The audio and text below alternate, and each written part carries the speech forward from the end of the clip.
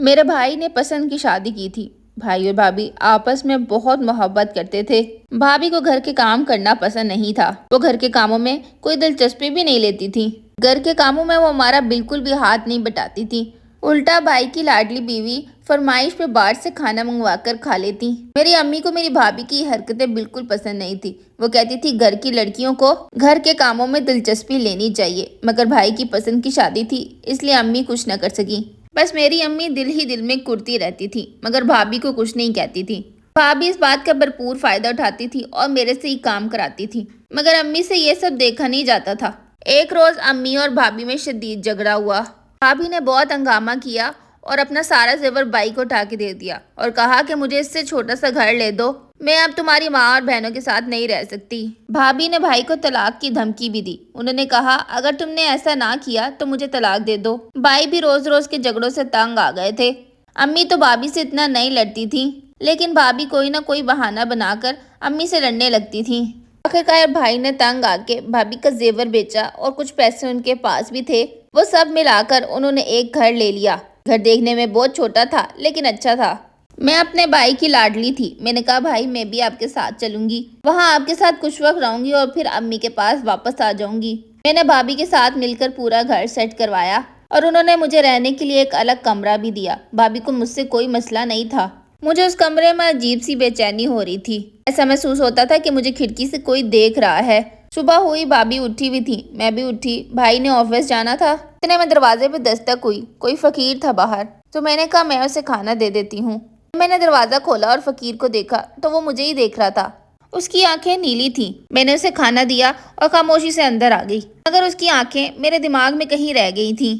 مجھے بار بار اس کی وہ نیلی آنکھیں یاد آ رہی تھیں۔ وہ بڑے غور سے مجھے دیکھ رہا تھا۔ اب اس فقیر نے روز ہمارے گھر آنا شروع کر دیا تھا۔ وہ روز آتا، کھانا لیتا اور پھر چلا جاتا۔ یہ سلسلہ کئی دنوں تک چلتا رہا۔ وہ روز آتا اور میں روز اس کے لیے ایکسٹرا کھانا بنا کے رکھتی تاکہ اس کو دے دوں۔ وہ فقیر ضرور تھا لیکن بوڑھا نہیں تھا، جوان لڑکا تھا۔ اس کی آنکھیں بہت خوبصورت تھیں، مجھے اس کی آنکھوں سے ہی پیار ہو گیا تھا۔ میں بیچ بیچ میں بھائی کو کہتی تھی کہ آپ امی کو بھی یہاں لے آئیں۔ میں نے بھابھی کا بھی دل بدلنے کی بہت کوشش کی۔ بھابھی کا ایک بھائی بھی تھا۔ تھوڑے دنوں پہلے ہی انہوں نے اپنے بھائی کی شادی کی تھی اور ان کی بھابھی کا رویہ بھی ان کی امی کے ساتھ ٹھیک نہیں تھا۔ جب وہ اپنے میکے جاتی تو ان کی بھابھی ان سے لڑتی۔ وہ اس بات سے اکثر ہی پریشان رہتی تھی۔ ایک دن میں نے بھابھی سے پوچھ ہی لیا، بھابھی آپ کے ساتھ کیا مسئلہ ہے؟ آپ اتنا چپ چپ کیوں رہتی ہیں؟ پہلے تو انہوں نے مجھے نہیں بتایا، مگر پھر میرے بہت زیادہ اصرار پہ انہوں نے مجھے بتا ہی دیا، کیونکہ وہ میری اب تک سہیلی بن چکی تھی۔ ان کے ساتھ میں گھر میں اکیلی جو ہوتی تھی۔ بھابھی کا رویہ ویسے تو اچھا تھا، سارے کام میں خوشی خوشی کر دیتی تھی، اسی لیے انہوں نے مجھے ابھی تک گھر سے نہیں نکالا تھا۔ تھوڑے دنوں بعد بھابھی امید سے ہو گئی۔ گھر میں بہت خوشی ہوئی۔ امی کو بھی بھائی نے بتایا۔ امی بھی اس دن بہت زیادہ خوش تھی۔ امی آنا چاہتی تھی، بھابھی سے ملنا بھی چاہتی تھی، لیکن ان کے رویے کی وجہ سے وہ نہ آ سکی۔ آج کل بھابھی اپنے میکے بھی نہیں جا رہی تھی۔ کل 1 مہینے بعد وہ اپنے میکے گئیں اور میکے سے 2 گھنٹے بعد ہی واپس آ گئیں۔ ان کے بھائی کی بیوی کو ان کا میکے آنا پسند نہیں آیا تھا۔ وہ اپنی نند کو برداشت نہیں کرتی تھی، حالانکہ مجھے پتا تھا کہ بھابھی ان سے بہت اچھا رویہ رکھتی ہیں، ان کے لیے کپڑے بھی لے کے جاتی ہیں۔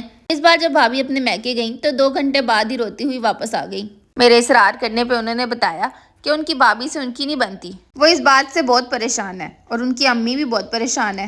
میں دل ہی دل میں سوچنے لگی، بھابھی آپ نے بھی تو میری امی کے ساتھ یہی سب کچھ کیا، مگر شاید بھابھی کو اس بات کا احساس نہیں تھا۔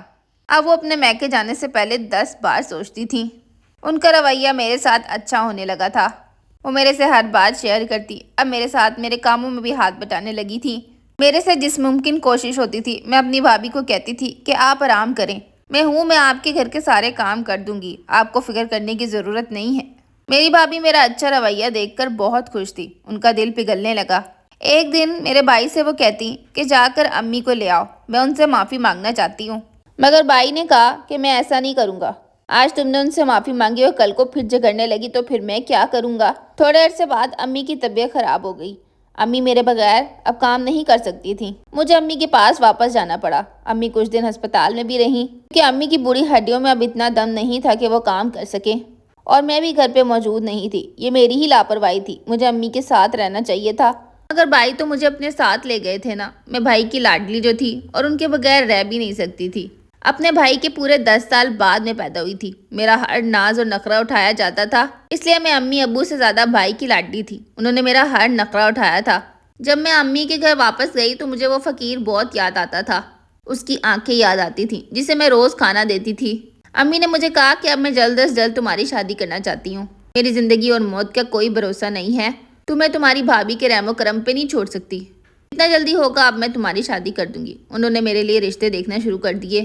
مجھے کوئی بھی لڑکا کچھ زیادہ پسند نہیں آتا تھا کیونکہ میرے دل و دماغ میں کہیں نہ کہیں وہ فقیر ہی بسا تھا، اور میں گھر میں سب کو کیا بتاتی کہ مجھے ایک فقیر سے محبت ہو گئی ہے۔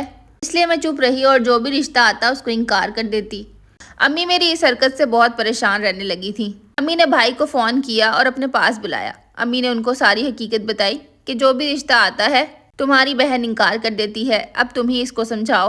میری بوڑھی ہڈیوں میں اب اتنی جان نہیں ہے کہ میں اس کے رشتے ڈھونڈتی پھروں۔ تھوڑا ٹائم گزرا، بھابھی کی ڈیلیوری کا ٹائم نزدیک آ گیا۔ میں پھپھو بن کے بہت خوش تھی اور بھائی اور بھابھی بھی بہت خوش تھے۔ ان کے ہاتھ چاند سا بیٹا ہوا تھا۔ بھابھی سسرال واپس آنا چاہتی تھی، ان کا اکیلے گھر میں دل نہیں لگتا تھا، اور وہ اپنی امی کے گھر بھی نہیں جا سکتی تھی، وہاں ان کی بھابھی انہیں گھسنے ہی نہیں دیتی تھی۔ امی نے خوشی خوشی راضی ہو کر کہا کہ ہاں میری بہو اور پوتا گھر آئیں گے تو خوشیاں لوٹ آئیں گی۔ اس طرح بھابھی کا دماغ سیدھا ہو گیا اور وہ گھر واپس آ گئی۔ تھوڑے دنوں بعد میری شادی کے انتظامات چلنے لگے۔ امی کو ایک بہت اچھا لڑکا مل گیا تھا۔ لڑکا باہر کے ملک رہتا تھا اور شادی کر کے مجھے بھی باہر لے کے جانے والا تھا۔ امی کو یہ دکھ بھی کھایا جا رہا تھا کہ بیٹی دور چلی جائے گی، لیکن اس بات کی خوشی بھی تھی کہ لڑکا بہت اچھا ہے۔ جلدی میری شادی ہو گئی اور بھائی اور بھابھی امی کے پاس آ گئے۔ بھابھی دوبارہ امید سے ہو گئی اور اب اس دفعہ ان کے 2 جڑواں بیٹے ہوئے۔ ہمارے گھر میں اب خوشیاں ہی خوشیاں تھی، لیکن اس فقیر کی آنکھیں مجھے ابھی تک نہیں بھول رہی تھی۔ کبھی کبھی ہمیں رشتوں کو کچھ وقت دینا چاہیے، وہ خود ہی ٹھیک ہو جاتے ہیں۔ ہم اکثر چیزوں میں بہت جلد بازی کرتے ہیں اور بہت سارے غلط فیصلے کر لیتے ہیں، اور کچھ محبتیں ہمیشہ ادھوری رہ جاتی ہیں، کچھ آنکھوں میں بسی رہتی ہیں اور کچھ دل میں۔ اگر آپ کے ارد گرد بھی کوئی دلچسپ کہانی ہے تو میرے ساتھ کمنٹ باکس میں ضرور شیئر کیجیے گا۔ میرا چینل کہیں آپ سے گم نہ ہو جائے تو اس کو سبسکرائب بھی کر لیں، اور ویڈیو کو لائک بھی ضرور کیجیے گا۔ ملوں گی اپنی نیکسٹ ویڈیو میں۔ اللہ حافظ۔